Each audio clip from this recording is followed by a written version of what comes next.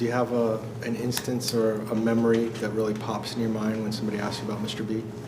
Oh, yeah, I got a lot of great memories from Mr. B. My first was actually the first day I ever met him here at the facility. I was coming up, and obviously it was a lot going on the first day because Pat Tillman had passed away the day before, so it was a lot. And I was getting up into the office, sitting there with him and my dad and Michael in his office, and Mr. Bidwill. We were sitting there, and he was telling us the stories about some of the old-time players and talking about Pat Tillman and, just how happy he was to have me a part of the team. And I look over to my right, kind of like agreeing with what he's saying, and my dad is fast asleep. I'm talking about like mouth wide open. And so like me and Mr. B kind of like make eye contact, and he's just like, so like I knew I was gonna get along with him from day one. He had a really dry sense of humor, and from that day forth, we were pretty cool, and we got a lot closer as time went on. What did you admire about him? The thing I really cherished most about him was his selflessness and his commitment to the community. I mean, I pride myself on trying to get out and just be positive anywhere I can go.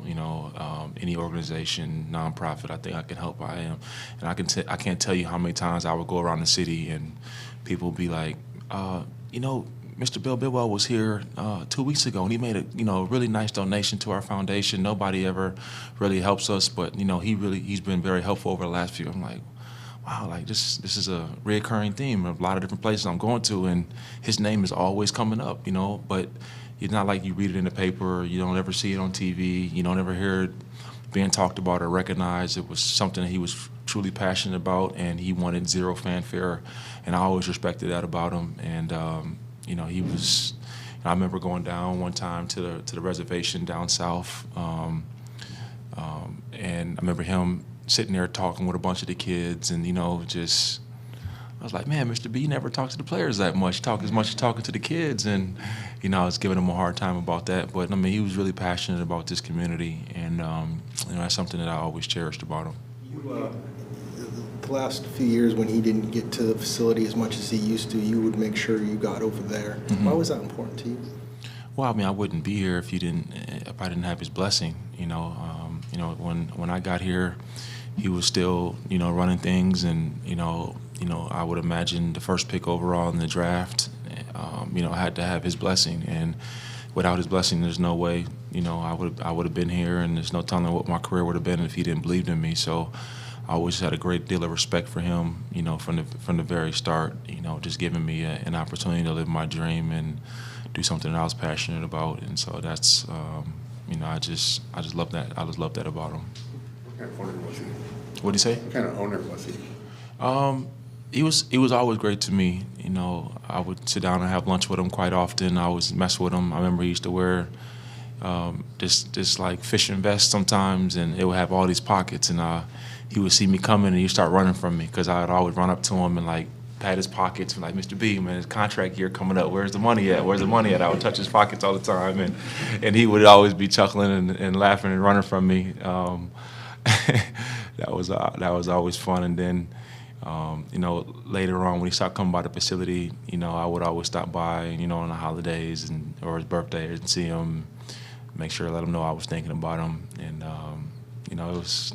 I truly miss the times that we shared together because, like the Mr. B that I saw was probably much different than what everybody else saw, because he really wasn't like interested in like being outgoing and having a relationship with everybody, but the people that he did have relationships with, guys like Charlie Schlegels and Benny Greenberg, the guys, the old time guys that I got here.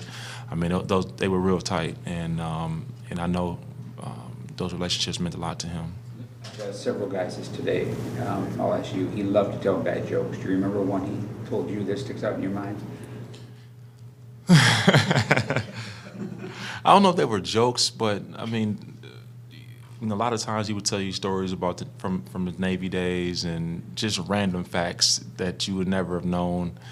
And I remember, it would get a little long-winded sometimes. You'd be like, Mr. B, where are we going with this? You know, like, can we get to the punchline here? You know, I got to get to this meeting, you know. But I do remember those times, and, you know, something I finally remember, or sitting, like, when he would always come into the training room from that back door out of the weight room, and he would be sitting in there with John Omohandro, and Jim Omohandro sitting there and chatting with him. And I remember Omo would be sitting at the desk, and he'd be like, you know, kind of like, let's wrap this up. I got paperwork to do, you know, injury reports. I got to go talk to the coaches. And yeah, I would always crack up when I would see that. I was like, Omo, you got somewhere to be, man? You know, I'd tease it away.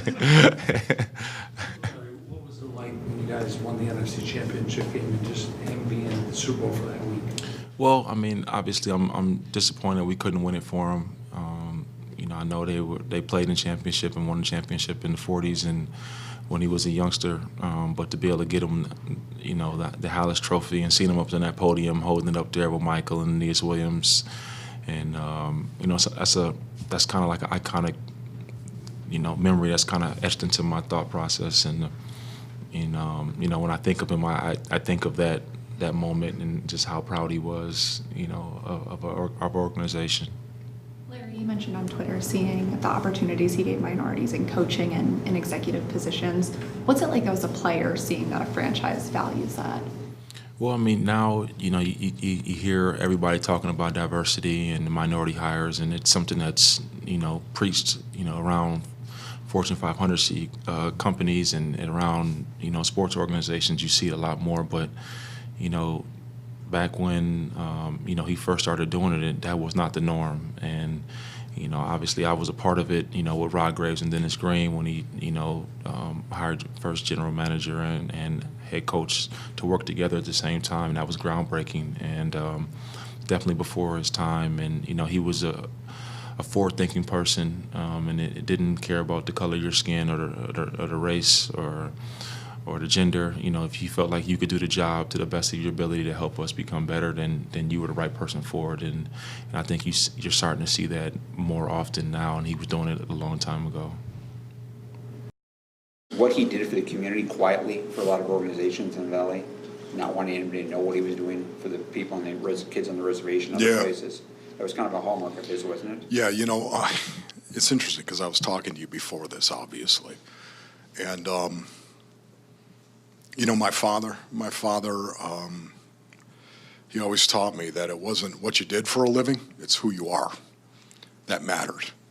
And although Mr. B did not experience a great deal of success as an NFL owner, he experienced a ton of success as a man.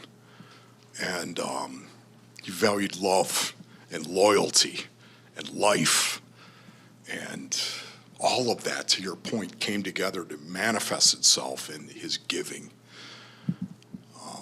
The way that he would give millions and millions of dollars, and nobody knew what he was giving so much of the time. He didn't sound the trumpet to let people know what he was doing. And I cannot tell you the respect that I have personally for that. I thought he was very, very kind in terms of him being able to give out information as far as the community, what the community means to him and the family, and just really to be one of those centerpieces for this team for years to come. Being there for the Super Bowl and him actually reaching the Super Bowl after all of the trials and tribulations here early, what was that like for him to be around him in that moment? I thought it was pretty humbling for him. I thought that he was really sitting back and really taking it in, just like all of us were. You know, it was really a time for him where he could reflect back on some of the things that he did in his life in terms of leaving the Navy, those sorts of things that he did there and the accomplishments that he had there. And, you know, the stories that he used to always tell us used to always be stories about him and his team when he was in the military and things like that. So, you know, now that I actually sit back and actually think about it in terms of how the Bidwills hire, and when they hire people are here for a very long time and they believe in family. And that's something that, you know, has always stuck with me.